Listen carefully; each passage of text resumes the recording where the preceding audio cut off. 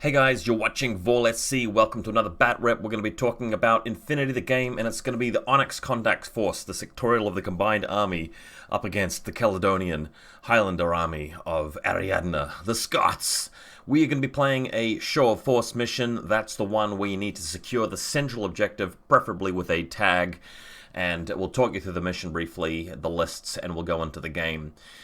Just before we do, though, I want to cover off a couple of points of news. So, right after I film this Bat Rep, I'm packing my bags, getting into the car, going down to the airport, flying down to Wellington to participate in an ITS tournament this weekend. It's not going to be a big event, just 12 players, I'm told. It's going to be at the Call to Arms convention, which is a very big wargaming convention in New Zealand, but it's never really incorporated infiNity, so we're trying to get in there.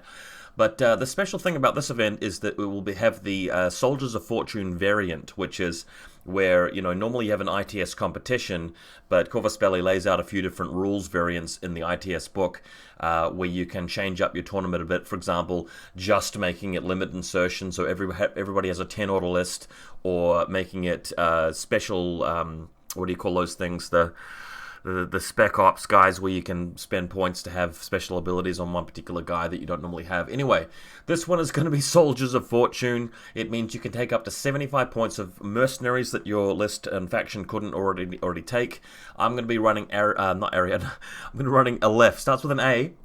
So Vanilla Aleph is going to be my faction this weekend, and next week I'm going to do, obviously, my explanation of what's in my lists and my preparation, my tournament overview video, as well as 5 Bat Reps worth of games from the event, so you guys can see how I go with my unholy alliance of Aleph robots and, dirty mercenaries. The second piece of news is that the O12 profiles just dropped today, and I've had a look at them. They're not that good, but they're interesting. They're not that powerful, but I will be playing them, and I will own the entire Operation Cold Front box, so I'll paint them up, put them in Bat Reps. I'll do probably a review video of them sometime, hopefully within the next 2 to 3 weeks, maybe less. So hold out for that. It is coming. I am going to be talking about them. There is going to be O12 content, guys, don't worry. Alright, back to the game at hand. Onyx versus Caledonians. Let's have a look at it. So, Show of Force is a mission that I don't think is particularly good, because it's a mission where you can only get the extra 3 objective points if you have a tag controlling the central objective at the end. So let's say you are a vanilla Yucheng player, and that's all you own in your models collection, and that's what you play, and then you have to go to this tournament, or you want to go to the tournament, but you have to put up with this mission where you have to bring your Guija, or something like that, or you're playing JSA and you have to bring the Oyurai.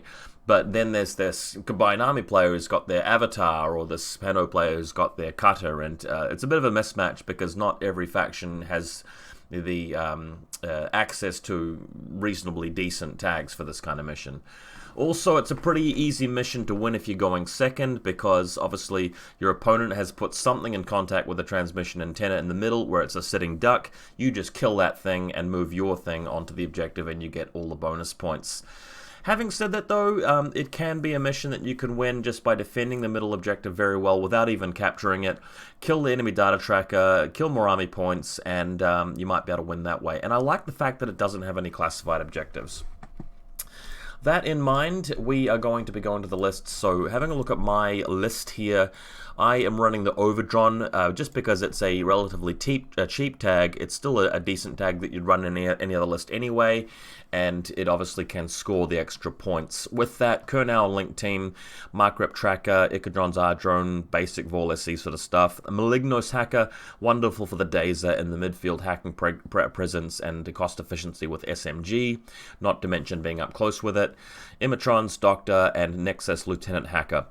Now overall, it's a nice 300/6 list. I don't think it's a very good list, though, because what I've done here is I've got long-range guns with the Plasma Sniper, heavy rocket launchers, and HMG, but short-range defense not that good. So my list is a bit vulnerable to things attacking it up close and rushing it. So really, I think the Mark Rep Tracker ought to be a Plasma Q-Drone or something like that. Or maybe there should be a Noctifer in there instead of the Mark Rep Tracker. It's hard to say, really. Malignos Hacker maybe could be something that defends the deployment zone a bit better, so it's a bit weak in that regard, and sadly I've had to go for the Nexus Lieutenant Hacker, which makes me a bit vulnerable to having my Lieutenant hacked and assassinated. So not the best list, if I may say so, but I wanted to get the Overdron into the field, and again, we're still testing my spaceship terrain, where I want to try a variety of different lists, long range and short range, on it to see how things go. My opponent, this is a reconstruction from memory of his list and may not reflect what's actually in his list, and surely does not actually reflect the groups that he's using. But I do remember that he had McMurray, Wallace, a bunch of Volunteers, and a Highlander Grey for a link team. I know that he had more than 5 people for that team, so he had a redundant member to sub in later. The Scots, Molotov and Missile Launcher were in there. SAS of some kind, can't quite remember if that really was the case though. There was some kind of SAS. Uxia McNeil, surely it would have been the Boarding Shotgun Superior Infiltration version. 4 Galwegians, as you always do, Doctor and Gataran. Excuse me. So let's get into it. Let's jump into this game. So I win the dice roll and opt to go for first turn, which is kind of stupid really, because taking the second turn is a better way to win. You can then just move the Overdron onto the central objective at the end of the game.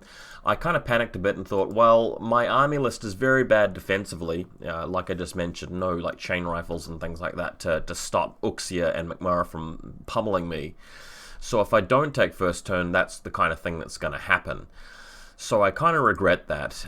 Let's take a different color. I regret that as well. White's going to not stand out against that. So let's get a pink.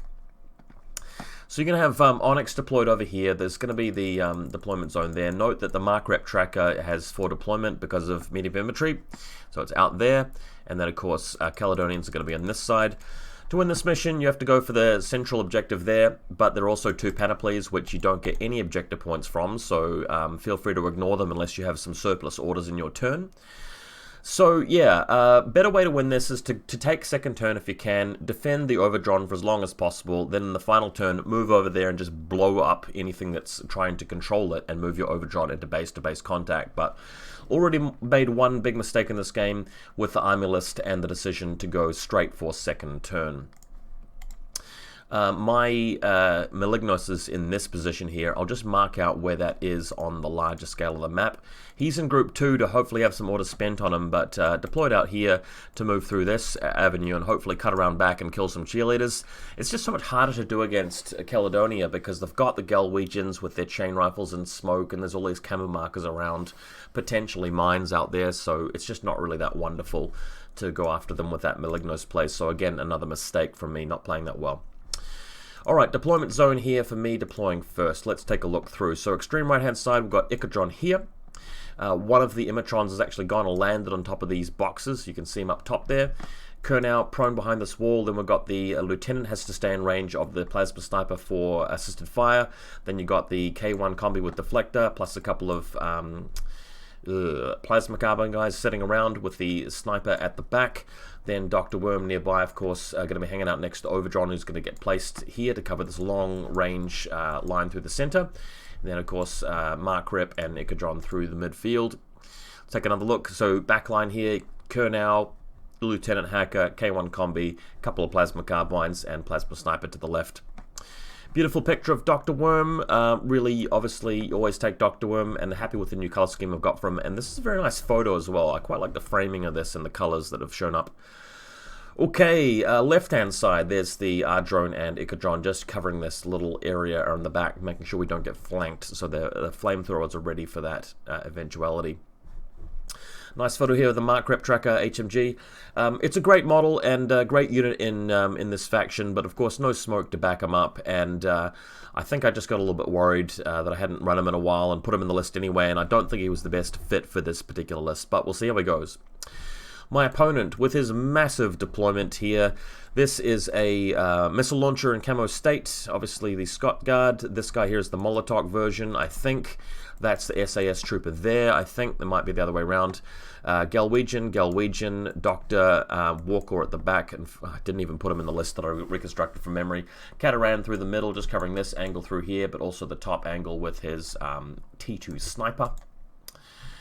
Then we'll have another look there. So that's the walker there, that's the Cataran. So as I was trying to explain, covering this left angle and this right angle, but he's not taking the long line through the middle of the table. Or is he? I think he's actually just sticking out just enough past this box to be able to cover this line as well. So he's well placed, actually. I quite like that deployment.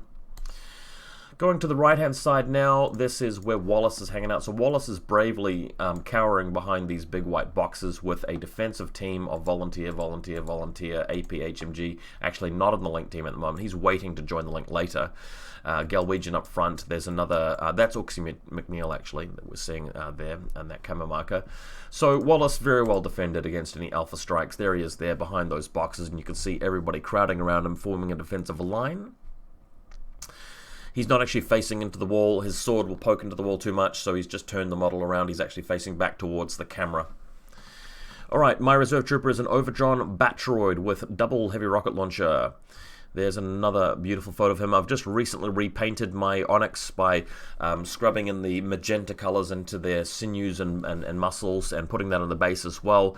Then using a very bluish grey for the models, which is a much easier color to highlight than the green that I've been using. So looking really good. McMurrah, of course, is the reserve trooper for Caledonia. You'd always take McMurrah in this faction now because he's been buffed so massively, and he becomes a regular trooper thanks to McMurrah, so he can even be your data tracker. He's not the data tracker of this mission, though. The data tracker is the Dr. Worm and the 112 Doctor for their side. Now, this is a casual game. It's not a serious tournament game. And I looked at the board and I thought, damn, dude, you've screwed up. VaulSC, you have not played this very well. I'm taking first turn. I've got to try and do some damage. I haven't taken anything on my list which is good for fast attack. The Malignos is the only thing out in the midfield, but it's not going to be appropriate for going after, Galwegians and stuff like that. So, yeah, I'm in a bad spot. If I don't do damage, then he's probably going to, keep softening me up until at the final turn I can't really get my Unidron into range. That is if the Unidron even survives. McMurrah and Uxia can just come over here and mess me up. So, looking at the board going, damn, I've misplayed it. What can I try here? And what I'm going to go for is the 8 auto advance with the Unidrons right off the bat. Normally this is something I do late game. I'm going to try moving out like right off the bat, right off the starting gun, to spend 8 orders moving the entire team over there directly towards Wallace and try to just assassinate him, even at the cost of my entire Link team. Sounds like a stupid plan, probably is. The issue is that it needs so many things to go right that, after 4 or 5 face-to-face rolls, if something doesn't die instantly and takes me too long to get through, then I'm not going to have enough orders to get around there. But I can try, and we'll see how it goes. I note that this is a dumb way to play, especially in a casual game, just because if it works, then my opponent, won't have a very fun game after that. But if it fails, I'm, not going to have much of a fun game after that. But we're just going to do it. I didn't want to spend too much time thinking of an alternative plan and just making my opponent wait. So in we go. We're running down the corridor. Assisted fire has come on from the Lieutenant Order onto the front plasma carbine guy. It's not going on the plasma sniper because most of the fighting is going to be done up close range. So I want a very powerful plasma carbine with the additional burst, link team bonus, assisted fire to make sure that anything that loses a face-to-face roll will die instantly to that plasma gun. So after about 3 orders, we eventually get around to a point where we can start taking things on. The first thing I need to take out is this volunteer here. Then I'm going to be able to take out the Cataran, which is covering this line. Once I get up to this spot, I'm going to be able to destroy one of his Galwegians and one of his volunteers. And then after that, I can move around the corner and blow Wallace up. So if any one of these, I counted it out, if any one of these orders fails to really deliver, it's going to be a bit hard. So around we come. Initially it goes quite well. Obviously, 3 dice with a plasma carbine, 2+1 for the link team on 17s. Any hit is going to be a BTS and an armor save with no cover and shock applied to it. So the bot's just charging full force and guns blazing. So we get to this point where we've eliminated the volunteer, moving the plasma carbine in range to fight the Galwegian, and also the Cataran T2 sniper. Now my opponent makes a mistake here, which I was kind of counting on him to make, and really I shouldn't be counting my opponent to make mistakes. I should be assuming that they play optimally. The carbine's moving out here to potentially discover this unit. and the rest of the units staying back just in case it's a missile launcher because they don't want to get hit by any templates. The Galwegian can respond by throwing a smoke and I can just shoot him, but what he does is he responds with the Cataran as well at the same time, whereas the correct play is to do nothing with the camo marker, while the Galwegian here just responds. And if he just goes for the Discover onto the camo marker, it's going to take me an entirely new order to destroy both units, even if I manage to discover the camo marker. So by far the best play is to leave it in marker state. I might fail to discover him. If I do that and I keep moving, the model here can take a free shot at one of my other units and it'll be an absolute disaster. I'll have to go back home. So he does make that mistake though and does go for the shot. Here's the 2-2 sniper. That allows me to put a couple of shots into him, another shot into the Galwegian, and that's exactly what happens, and they basically all get shot at. Galwegian trying to throw the smoke down here, but I believe he doesn't quite manage to get that off. So we are able to kill the Cataran and continue moving around here, unfortunately not killing the Galwegian, so moving around in range. Now, the good thing about these Unidrons in this kind of attack is that they have dogged, so even if I take a chain rifle hit or lose a face-to-face roll, I can keep carrying them around there, and so long as I actually make it into that face-to-face roll with Wallace, I can blast him and then I can die at the end of the turn. And if he has to go into Lost Lieutenant and losing his inspired leadership thing for the rest of the game, that's going to give me a massive advantage. So the plan is here, moving in with the Unidron, blowing up this model here quite easily, and hopefully finish off this Galwegian. I don't want to move everybody around the corner because then the chain rifle, affects all of them. So we're playing it fast, we're playing it loose, we're playing it strong, and in we come. Now, sadly, what happens here is that although I destroy the Volunteer down the bottom right, in this location here, the Galwegian does manage to survive this attack by, planting a smoke grenade or at least passing an armor save or whatever it might be. So finally, as predicted, one of the things that I needed to go right didn't go right, and I'm going to be out of orders now. At this point in the game, something interesting happens, and I'm glad that we're having this game because it's turning into like an unusual, non-standard game, and that's kind of, I'm sure, what you guys want to watch sometimes, right? Just something a little bit out of the ordinary. So I come up with a plan that I don't normally come up with. The plan is to use coordinated orders to finish off the run. I've only got 2 orders left here. So with the second to last one, we're going to move this Unidron, who has assisted fire, out of the link towards the target location where we need to blow Wallace up with plasma. The coordinated order is able to move this model back to a position behind cover to set up for next turn. The K1 Combi Rifle can stay right there. The Plasma Sniper can move back further down the corridor, and Kurnow can move back behind cover. Note that I can't move all 4 of them. I'm just coordinating 1, 2, 3, 4, and leaving the K1 where it is. The beauty of that is that I can spend a command token after the regular orders are spent to reform the link, and with the Unidron spread out, it's going to take him quite, a turn's worth of orders to clear them, and I may be able to shoot things down, especially impetuous models, as he reacts. And then this model hopefully still has the firepower outside of the link team to get the job done. So I was really quite proud of myself for thinking of that play. So here we go. Everybody's spread out. Kurnow's behind the little obstacle here. Plasma Sniper's further back. And at the end, Kurnow can actually send out the command token to reform a 4-man link team, which is going to be really useful. It's going to allow 6 Sensible 2 as people come around. I'm going to have shooting back through smoke if he throws smoke and shoots at me, which he won't because he's got no MSV2. But the point is that we're now moving past this guy who can chain rifle all he wants, doesn't really matter, and we're getting the Unidron into position to finish the turn. So last order, here it comes. Unidron moves around the corner, in line of sight of Wallace and the Volunteers, and fires the Plasma Carbine at the front Volunteer right here. This is a 3-man link team at the moment. They do not have 6 lengths. The Plasma Carbine will then hit and actually affect the other 2 as well. So it's going to be a face-to-face roll against all 3. Wallace is throwing a smoke grenade back to smoke this area. The other 2 are going to fire their chain rifles or light shotguns or whatever they may have. Light shotguns, I think it was. Now, I posted a rules question in the Australian Facebook infiNity group, and if you're part of that group, you may have seen this earlier in the week. The rules question is this. If the Plasma Carbine is focusing on this model, and let's say roll 10 and a 15 or something, and then Wallace throws the smoke grenade, is the smoke grenade face-to-face against the impact templates of the Plasma Carbine? the thinking is that the impact templates themselves, are going off and affecting Wallace as part of the splash. He's not the one targeted by the attack. So can he protect himself by throwing smoke, even though he's not the one being targeted? And the rules debate came out, and the consensus is absolutely yes. Wallace can defend himself with the smoke throw. If you want to know more about that, maybe check out the forums or the Australian infiNity group, but I'm not going to cover the whole rule detail here. Wallace is able to save himself, and that's actually what happens in this game, is that he does throw smoke, does manage to dodge the smoke, the plasma attack, and is not destroyed by this shot. Had I known that, and I kind of was counting for this in my play, moving around there and rolling the dice and thinking that that was possible, that I could stop Wallace from throwing a smoke. Had I thought of that, what I should have done is this.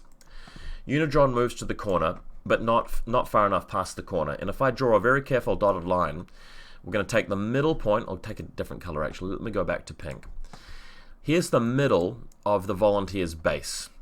What I want to do is draw an imaginary line through the middle of his base to the exact corner of this crate. Then what I'm going to be wanting to do is move the Unidron to a point where the edge of the Unidron space is just touching that line, okay? So the point is that the Unidron can see the volunteer, but not Wallace. When the impact template hits, it will be centered from the front of its base and then go out in a cone like that. So what I could have done is move to the edge of the corner, forced a change facing dodge from Wallace at -3, and then hit the volunteer. That would have been a legal move, and I could have achieved that.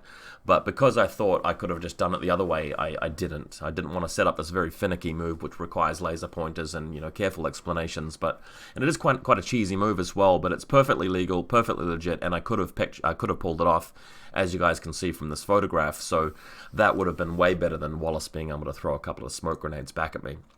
So that's what happened, and the game is in a really bad state for Onyx after this, because Wallace is not dead. All of my Unidron Link team are in precarious situations where they can die. So Group 2, putting some people into suppression fire and whatnot, and reforming the Link team, as you guys can see here, as we talked about. And I'm just going to go through the rest of the game pretty quickly because, the main play is over. So Impetuous Model's now moving out, shooting at them with K1 combis and stuff from the Link team in his side of the table, but not really getting a lot done. Smoke's going down here and there. Everybody's encroaching in on them, and the plan is for him to just get smoke grenades down. The Unidron's happy to take shots because they've got dogged, but mainly just trying to fire back with as much plasma as possible, putting a few of these guys into dogged state as we do so. McMurray is nearby as well. He's spec firing smoke grenades, so this is a spec grenade for smoke here. Smoke, and everything's starting to fill up with smoke so that he can move in and start bashing things. We also have the Galwegian moving over to try and save Wallace and co from the evil insidious Unidron here. So moving around the corner into close combat and trying to take this guy out, berserking him, but also getting immobilized by the flash pulse at the same time. Then we have Uxia moving towards the position of this Unidron, who's in close who's inside the smoke grenade, so she's going to be able to throw smoke as she moves past him. In fact, moving past that bot, throwing smoke around the back here, just to make sure that we can get McMurray in there. So McMurray comes charging in. McMurray can't really berserk, because if he does, he might get hit by the electric pulse and immobilized. So just going in with martial arts, well, not even martial arts, because he can't use against that against electric pulse either, but is able to beat the 7 required. A little bit risky, but he does manage to bash it. Has to bash it a couple of times because it's got dogged and remote presence, unconscious level 2. But he does get through that and is able to move to a point where he's able to go after these guys. Initially moving in to swipe the plasma sniper and bash that on the head. And then after that's completed, of course, he's got total immunity, so plasma's not going to affect him. So he's able to go over here and whack Kunao as well. So this is the power of McMurray, and as you can see, this is the unfortunate situation I'm left in with my team. Bear in mind, though, what would this turn have looked like if he'd been in loss of lieutenant and all of his guys would have been irregular? It would have been a bit different, as you guys can appreciate, but, I still would have lost models. It still would have been hard. Uxia goes after this other Unidron, so they're just clearing them all out now, as expected. I mean, the Unidrons aren't going to be surviving. So Uxia and McMurray are killing them, and McMurray are moving back around the back of this with Wallace's inspiring leadership coordinated order, which again couldn't have happened if he had died, but this is the game that we're playing now, so McMurray managing to make it out. Okay, so over to me. I've got a pretty limited turn because I've lost a 5-man link team. So moving out with the coordinated order. Overdron's changing positions here. The Mark Tracker moving around to a spot where it can shoot McMurrah. Fantastic counter for McMurrah, by the way. An HMG at good range with MSV2. Goes after him, but after a little bit of bad luck, we do kill Uxia, but McMurrah manages to like tank all of the rolls and do crits on his regular dodge, and it just gets ridiculous after a point here with this model trying to take him out. Even moving around with Group 2's orders with the Doctor trying to go into the same location, firing at him desperately because we need to kill him. He's unconscious. He's taken 1 wound right now. So the Doctor moving in and luckily managing to get a long-range shot off with a combi to finish him. And he does go down at the end, which was wonderful, I must say. So now back to Caledonia. He's reforming a little bit of a link team with the Grey Rifle and some volunteers and Wallace, and they're now moving out along the side of the table. Plan is to move around to a point where he can get line of sight to the Mark Rep Tracker and kill him with the volunteer. Also using the volunteer's light shotgun to take out the Doctor as well. So that's going to spell doom for these 2 models here since he's part of that link team. He is going to be coming to line of sight of a Overdron eventually, but before that, there they go, shot to death. Overdron positioned here is able to fire off at the volunteer as he walks past, but unfortunately whiffs the shot, which is annoying. And Volunteer ends up back behind here in total cover against the Overdron. So that's where we end up with that guy. Also moving out with the Grey Rifle AP HMG to go after the Overdron. Here he is here. Unfortunately finding that he cannot go after the Overdron without leaving cover. So cover is abandoned here. Can't quite get the angle he needs past this to get to the Overdron's position. So coming around here past the cover to fire at the Overdron. And with 4 shots, goes after him, but unfortunately the Overdron prevails and blows him up, finally with a little bit of good luck going my way. Okay, so final Onyx turn, we're moving out with coordinated orders, moving towards the central objective here with the Overdron. This is a coordinated order though, so the Icodron moving around to fire the flamethrower at our guy here. The plan for me is just to try and reduce his order pool as much as possible, leaving the Overdron in the center of the table and just hoping that he can't get a model into base contact with the objective or to kill the Overdron. So unfortunately the volunteer does survive the flamethrowers though by dodging or something like that. And this other one with the coordinated order moving in to cover the other side of the table with the positioning of the fire lane here for his flash pulse. Models moving from the right hand side of this photo into where the objective is. So his model's moving across here to where the Overdron's going to be positioned in the center. That's what's going on there.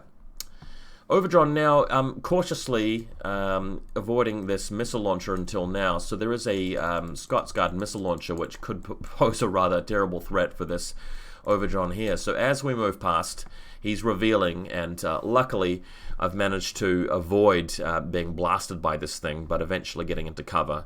So that's positive, but the rocket launcher not managing to destroy the Scot either. I think we both missed or something crazy like that. So there he is there, opening up with his missile. I do have a Malignos who hasn't acted all game. He's now moving with Group 2's orders towards this position, and the plan is to put some mines down here and maybe even a Dazer, because a Dazer can actually create this whole field around here which will make it harder for him to shoot the Overdron and harder for models moving in towards that objective if they don't have multi-terrain. The unfortunate thing about this is that he's able to throw down so many discovers at me that I'm eventually getting to this point with only 1 order left, and I'm feeling like, well, the best play really is just to try and move through here, shoot this Galwegian, and place down a single mine, because a mine's going to be more valuable than the Dazer at the end of the day, just with the limited time and resources I've got. So Maligno's hanging out right here to try and protect that Overdron. Also Lieutenant moving around, again protecting that line towards the objective I'm trying to hold off through here, and that's going to be about it for me. Another Icodron attempt at this volunteer, which I believe does get him after that with the flamethrower. Can't 100% remember, but I'm pretty sure that happened. So winning this game as Caledonia should be pretty easy. There are a number of different ways you can do it. You can use smoke grenades, you can just come in with coordinated orders from a number of angles, you can just shoot the Overdron. He's ahead on army points at this point, so Impetuous with the Galwegian initially, moving through, getting shot by the Overdrawn, but attempting to put smoke down. Also, when it comes to the line of sight, that allows me to place a mine with my Malignos, which is pretty cool. So as he comes forward here through a smoke grenade, I'm able to respond with a mine as a result. So the first smoke grenade goes down. There's now a coordinated order. And the coordinated order is quite powerful here because it's able to bring his Molotov and his missile launcher and a flash pulse, and I think even William Wallace at some point to bear on the Overdrawn. Now I get quite lucky here, and I managed to tank shots from pretty much everybody. So the Overdrawn's not really taking too much damage, but he is moving a lot closer. Then he has the ingenious idea of moving in with the SAS and doing a move. So even though he gets discovered, SAS is coming to the back arc of the Overdrawn. So if he can set up a smoke grenade, SAS is going to be able to move just into base contact with the objective.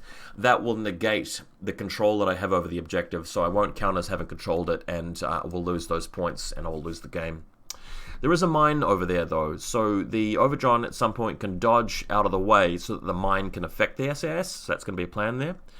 Wallace moving through now, not quite into location of the smoke, of this mine here though, so Wallace coming through, this will allow me to dodge, so smoke being thrown down.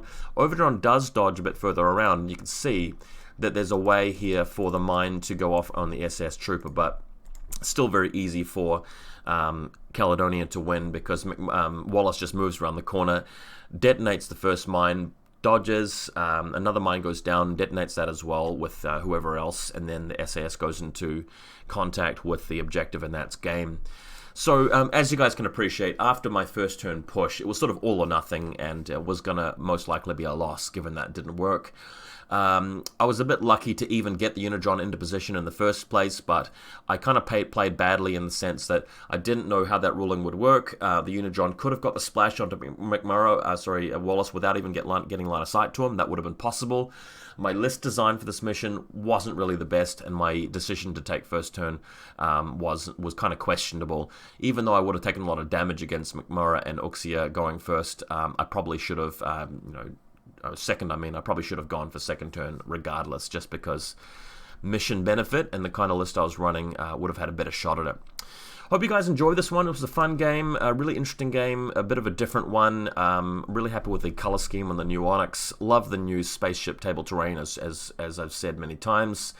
Really looking forward to covering my ITS event, Soldiers of Fortune, with Aleph and the Mercs next week. It's going to be a fun one, 5 games this weekend, and of course O2 Sectorial. Check them out in Army 6, they look interesting. I'll be doing some coverage of them in the weeks to come, so thanks for watching. Appreciate it.